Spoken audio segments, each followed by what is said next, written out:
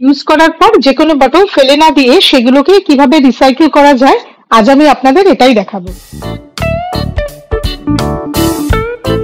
নমস্কার, আমার চ্যানেলে আপনাদের সবাইকে স্বাগত। Welcome to my channel. এখানে একটা ইউজ করা শ্যাম্পু আর কন্ডিশনার বটল আমি নিয়ে নিয়েছি আর ব্রাউন টেপ দিয়ে এখানে আমি একটা মার্ক করে নিয়েছি। যদিও বটলের স্টিকারগুলো আমি উঠিয়ে দিয়েছিলাম কিন্তু তাহলেও একটা স্টিকি ভাব ছিল, তো এই জন্য প্রথমে আমি এখানে একটু জেসো ব্যবহার করে নিচ্ছি।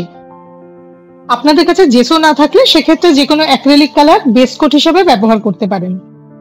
এখানে ফার্স্ট কোট দেওয়ার পর সেটাকে আমি খুব ভালো করে শুকিয়ে নেব।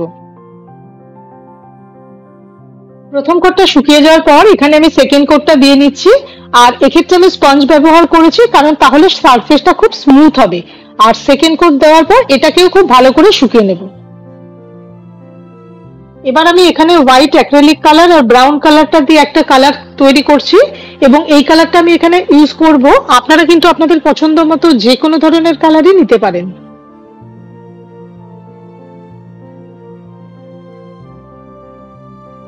এবার এই কালারটা আমি বটলের উপর অ্যাপ্লাই করে নিচ্ছি আর কাজটা যতটা সম্ভব নিটলি করতে হবে। প্রথম কোটটা দেওয়ার পরে যদি প্রয়োজন হয় তখন আমি সেকেন্ড কোট দেব।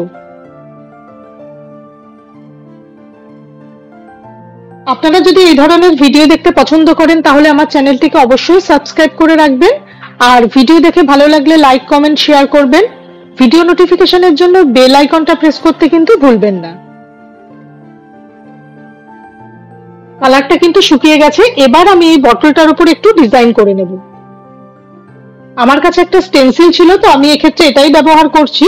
আর কালার করার জন্য এখানে আমি ব্রাউন কালারটা ইউজ করেছি। আপনাদের কাছে যদি স্টেনসিল না থাকে সেক্ষেত্রে ডাইরেক্ট পেন্টিং করতে পারেন অথবা ট্রেস করে নিয়ে তারপর ডিজাইনগুলো বানাতে পারেন।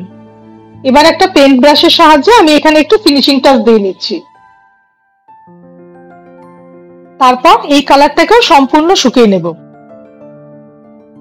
এখানে আমি আরেকটা বটলও করে নিয়েছি। এরপর যে ব্রাউন টেপটা লাগিয়েছিলাম এটাকে আমি রিমুভ করে দিচ্ছি। একটা ব্রাশের সাহায্যে আমি সাইডগুলোকে একটু কারেক্ট করে নিচ্ছি। কালারগুলো শুকিয়ে যাওয়ার পর এখানে আমি এক কোট বার্নিশ দিয়ে নিচ্ছি এবং তারপর এটাকেও খুব ভালো করে শুকিয়ে নেব। দেখুন খুব সহজেই কিন্তু খুব সুন্দর লিকুইড সোপ ডিসপেন্সার তৈরি হয়ে গেল। আপনারা জানাবেন ভিডিওটা আপনাদের কেমন লেগেছে। আবার নতুন একটা ভিডিওতে আপনাদের সাথে দেখা হবে। নমস্কার, ভালো থাকবেন।